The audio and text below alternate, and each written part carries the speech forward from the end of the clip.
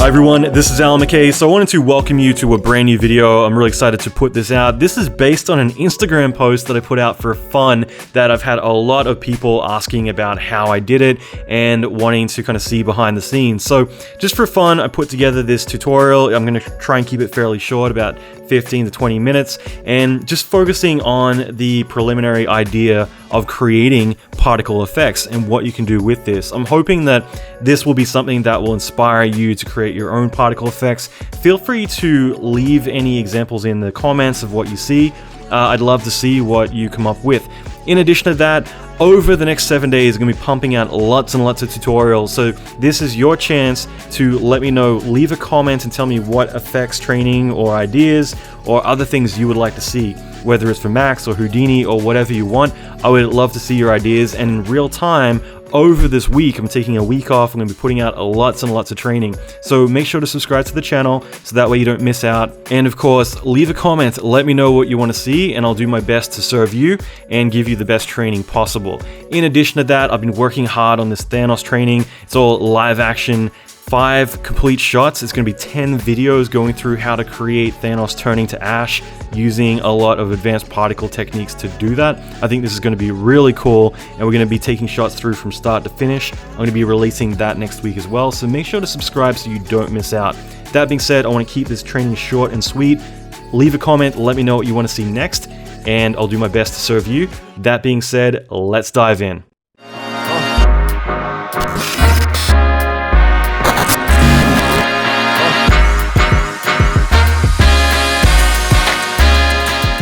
So I figured this could just be a fun experiment, just going to jump around a little bit. First of all, I'm just going to make a little bit of room here. In fact, I'm just going to hit D to disable this side and make that perspective. Okay. Now, what I'll do is I'm just going to drop tyFlow in, and I'm also going to create just like a flat plane, maybe like 100 by 100, something like that is a good amount of space. Now, once we have tyFlow, we can just click and go in the editor. Just going to move it over here. Now, what I'll probably want to do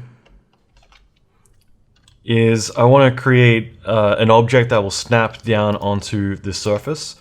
So let's just create a torus or something, and we'll just move it above here. Oops. The general idea would be to, I'm just going to hit tab and create a birth, a position object. And the position object will choose the torus. Now I can hide it. We can see particles being emitted on there. So let's set this to be a lot more, like 20,000 particles. Okay. Now the next step would be to adapt these to the surface. So we could do an object bind. Make sure the object bind is below the position object, because it's going to read them in order. Otherwise it'll bind it and then reposition it. So here we can pick the object we want to bind it to. Lock to surface, snap. As we can see, the snap will conform it to the surface. So this is really important, to conform particles to any given surface that mightn't be on top of them. Now all of our particles are emitting up there. I can move this around. It's kind of like a shadow. It's adapting to that surface. So this doesn't matter, but obviously this does. Okay. Now, once that's happened, I could add in some turbulence, put it down the bottom. It's not going to do anything. So if we were to say have some directionality, it's not going to move because of this bind. So if we go to position and we set this to 0, now these particles are going to move wherever we set them to. So I want these particles to swirl and move around and be really interesting. And the way that I can do that is by setting up patterns to make it maneuver around. We won't worry about directionality, but in here, I could set this to have some turbulence, and now these particles begin to move around. On top of that, we could play with the frequency to get different patterns. And the scale also plays a role in here. So lowering the scale means we're going to get more interesting patterns, but the frequency is going to be the pattern repetition. So by bringing this up, we'll notice we get different patterns altogether.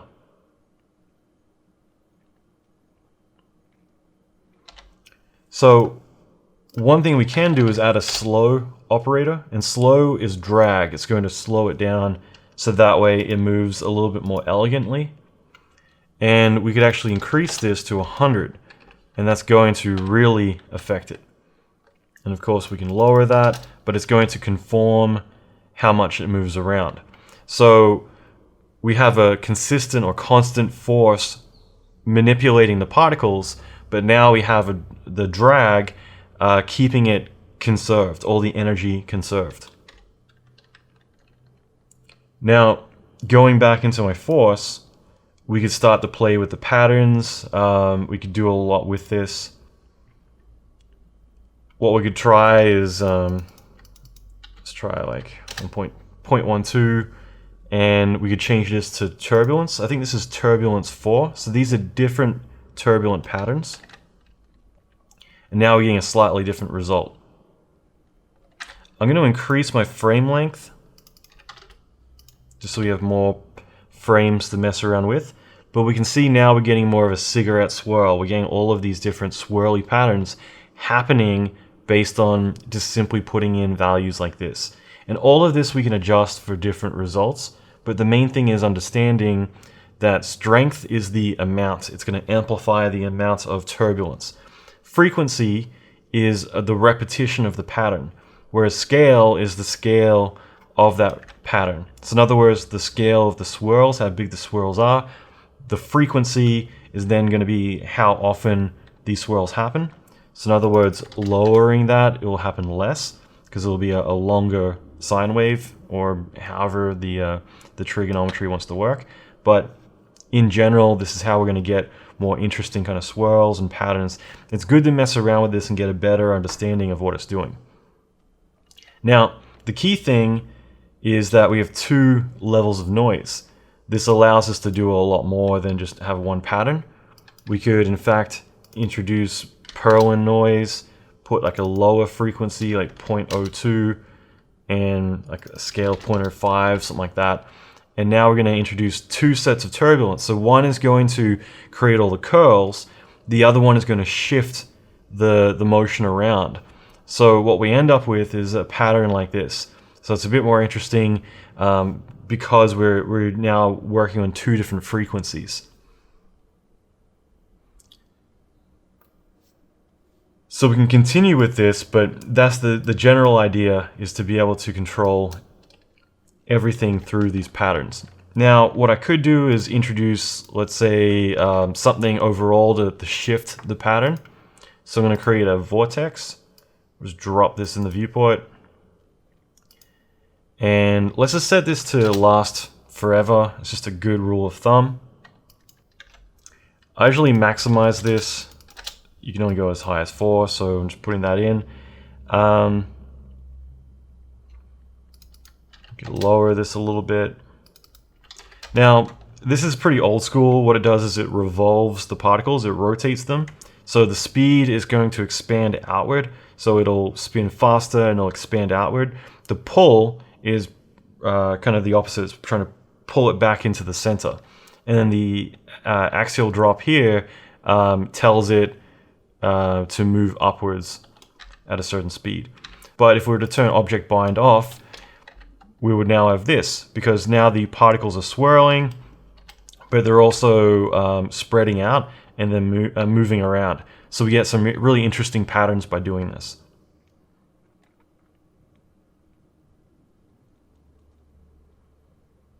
we're binding it to the surface. So instead we just get this kind of 2D pattern. But this is kind of cool because now we're getting some really interesting shapes that are shifting around as they maneuver. So I just want to work on setting the effect up a little bit more. We can try and make it a little bit more interesting. Simply dialing this in a little bit more. Let's try and say like 0.125, I don't know.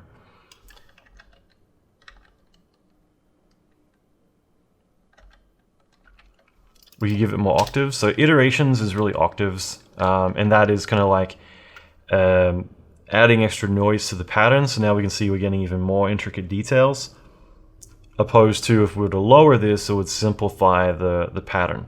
So now we're getting something a bit more interesting from there.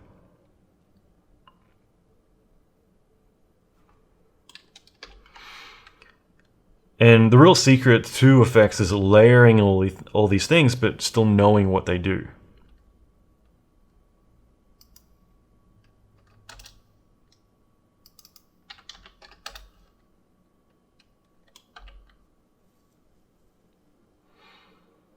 But in general, like doing something like this, we're able to get some interesting kind of patterns emerging from it. And it's just a good starting point to be able to get something kind of interesting going on.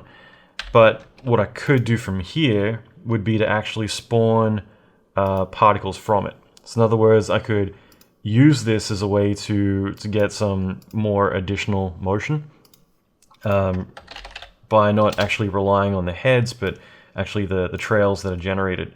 So I'm just going to copy and paste the display. I'm going to link this together. I'm going to turn the other display off. So now we don't see that, we just see the particles being spawned. Now with the particles being spawned, I could change these instead to do it based on distance. So as it moves around, we could actually generate particles. And this way we get something interesting like that. So let's just say that I set the distance even smaller, which means it'll actually emit more. But I think the key thing would be to make sure that I'm not emitting at the same velocity. So now by lowering this, it's going to be 10% of the particle it spawned from's velocity. So what happens is we're now getting these particles kind of being painted on that still have some motion to them, but they're moving around a bit differently. So to make this a little bit easier, I'm going to go to display, I'm going to change this to pixels, and that way we can see this a bit better. Also, while I'm working on this, I'm going to right click on the play button and just turn real time off.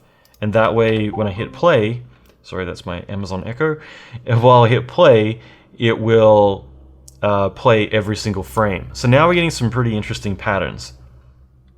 But let's make this a bit more interesting by introducing some additional turbulence. So I'm going to copy my turbulence, paste it by itself. And as soon as this updates right about now, we're going to see all these particles going crazy. So that's pretty cool, but I want it to conform as well. So I can copy, paste instance. And now the particles are locked to the surface. I'm going to freeze the ground just so it's a little bit easier. Maybe change this to clay. Okay, so I also want to introduce this drag, so I'm going to paste that as well. And we can lower this a little bit, make it 25. And let's also delete some particles, so I'll say delete. I'll set this to age, and we can set this to 5. And what that means is after 5 frames, the particles die. So that way they're going to draw in really quickly, but die out really quickly too. So it's still respecting the original pattern as the main driver. So finally, we haven't actually added the vortex yet, so I'm going to add that in.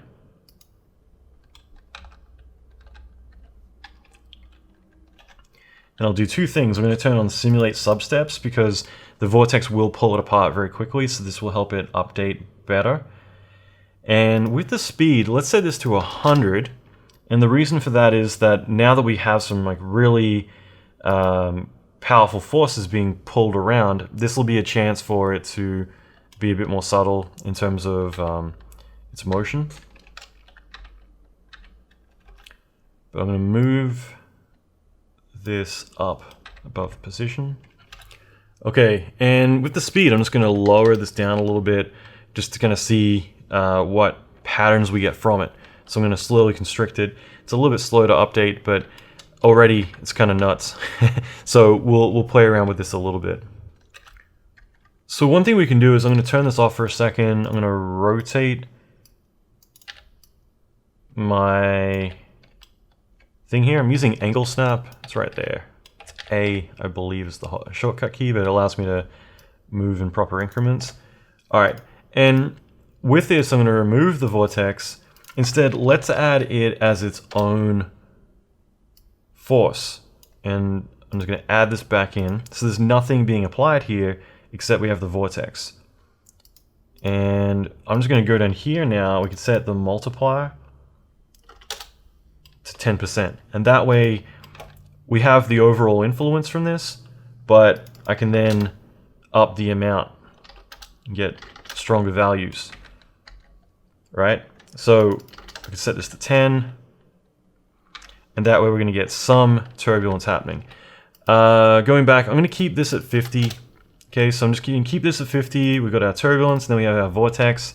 And the vortex, we can then increase, so we can see how much it impacts it. So we can kind of find that happy value that's like a good enough value to work with.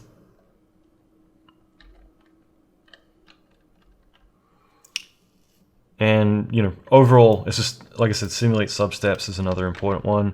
But overall, it just kind of gives it some kind of interesting pattern. So I'm just going to throw in that in there as an idea, but we can also set this to be like just follow the direction or the magnitude. So you've got options in here too, is like adding forces that do certain things. So I'm going to keep it on magnitude for now. Whole point is that we've got these combined two turbulences as well as the vortex. But that's the general idea. So like I said, I just want to create something more of interesting patterns and be able to control it all. And that's kind of like how I did it, like how I was able to do this. And all of this is fully controllable. Like the vortex, you know, like I said, it wasn't a huge influential part. I mean, I'm moving it around, doesn't really do too much. So you could easily boycott that. It's not that big a deal. You will see some adjustment, but what I was trying to get at is just using multiple different forces to really create some interesting patterns. I could do a lot of stuff with this. I could use objects as avoidance to actually control a lot of this. I could have other particle fields control it. So I might do some that are a bit more on purpose, but this particular lesson, I wanted to kind of just show you how you can create some interesting patterns like this and get some really interesting results. And of course, all of this you can adjust. So, you know, changing the turbulence types gives you some interesting results. You know, there's a lot of different things you can do with this. So experiment with your frequencies and your scales and your turbulences. Understand what they do, and the more that these become predictable for you, the more that you'll have control overall on what you're doing. So for instance, I might lower the scale a little bit and I'll get a drastically different result in terms of the arcs and everything that are moving around. So I hope this helps. I hope it just kind of sheds some light on the different things you can do. And again, like these are separate, so let's just say I instance these. And that way it'll affect that too. But again, like you can get some really interesting patterns. And you could experiment more with this. Like I said, I'm conforming this to an object, but if you wanted, you know, you could have like particles up in the air that are moving around freely, but the particles being spawned are being conformed to that surface. And that surface doesn't need to be flat. Whoops. We don't want to reverse the normals. We want to put a noise on it and just give it some depth.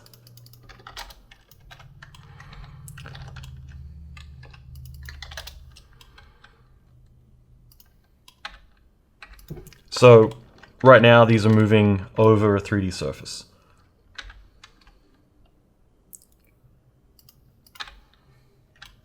So keep that in mind, like you could actually create patterns and have them moving and shifting over someone's body or over a car, whatever you wanted to do. And the cool thing is, like, once you get these patterns set up, you can do all these really interesting things. So I think I halved these values if I remember correctly. So again, just shifting those, we get different kind of patterns. But yeah, anyway, that's the general idea. I just want to kind of like throw it out there in terms of like all the cool stuff you can do. And you can even layer up more and more of this stuff. Just the higher frequency it is, the more it can become not unstable, but kind of erratic. You get kind of very jelly-like animation. But there it is cached, so you can kind of see the pattern. Again, like this is a smaller scale, so you get kind of nice swirls, stuff like that. But, you know, you can do really cool stuff with this. And one thing I'll just mention is that, again, this is using this extra force, and it only lasts for 3 frames. So turning that off, we just only get these patterns. And if I want, I can set the inheritance to 0, and that way it's directly just painting it on. Or you set the 50, and that way it's actually inheriting that motion as well. But I'll keep that on, keep that pretty low. The one last thing I'll do, which I haven't actually done before, but it might be a fun experiment, would be let's do a birth surface. We'll pick this guy here, and let's do a particle force. I'm actually going to put it here instead. Particle force.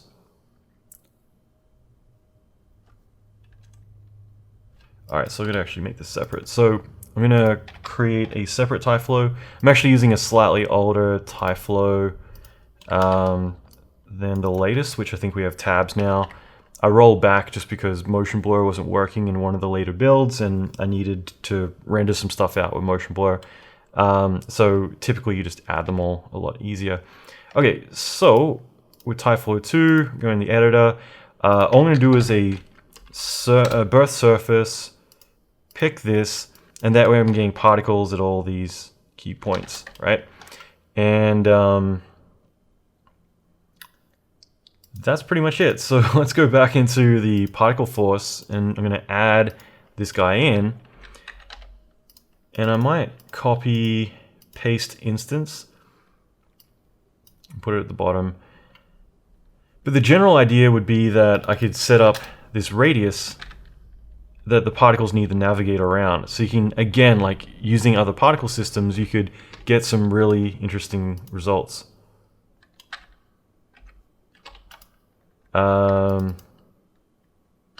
Set a bit of a fall off. Give it a little tiny bit of variation. But yeah, so anyway, you definitely mess around with this more, but just in terms of if we want to have particles that maneuver and get attracted to certain points or stop when they get to certain points, this would be a way that you could actually use that topology to get some pretty interesting kind of patterns that move around.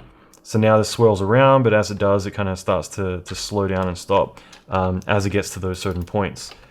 And we can make those bigger and it won't move at all. We can make it smaller and that way it'll do it less.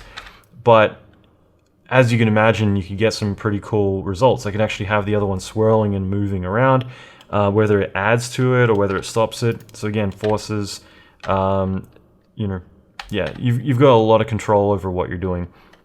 So again, the possibilities are endless.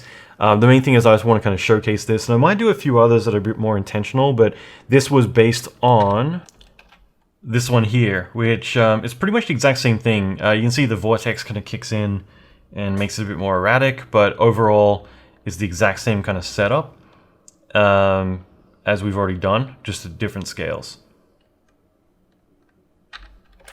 And this one here, here's the result that we've got based on these settings. So again, mess around with it, have some fun, but overall, like this is a way that you can get some really cool patterns by layering in turbulence and messing with the settings, mainly going for smaller scales, different frequencies to get these sorts of results and having them spawn other ones and get some really cool results. bind it to a surface, that sort of thing. So anyway, I just thought I'd do that as something different and fun to mess around with. Okay, I hope you got a lot from this, and I'm kind of curious to see what you end up doing based on this training. I'd love to see any examples you come up with or ideas that you take from this and improve upon as well. Now, as I mentioned, next week I'm going to be putting out 10 videos for the Thanos training. It's going to be really cool. I'm really excited for that. And I'm taking an entire week off to put out as much training as I can for you right now on YouTube. So leave a comment. Let me know what other video topics you would like to see, whether it's a specific movie or effect you want to see, or an example that you would love for me to elaborate more on. So make sure to subscribe so you don't miss out on all of this training, as well as leave a comment, let me know, and I'll be doing this in real time. I'm going to be putting out as many videos and training as I can to serve you. So thanks again for watching. I hope you got a lot from this. I know it's more of a fun, laid-back example, but it was fun to do. Thanks again, and rock on.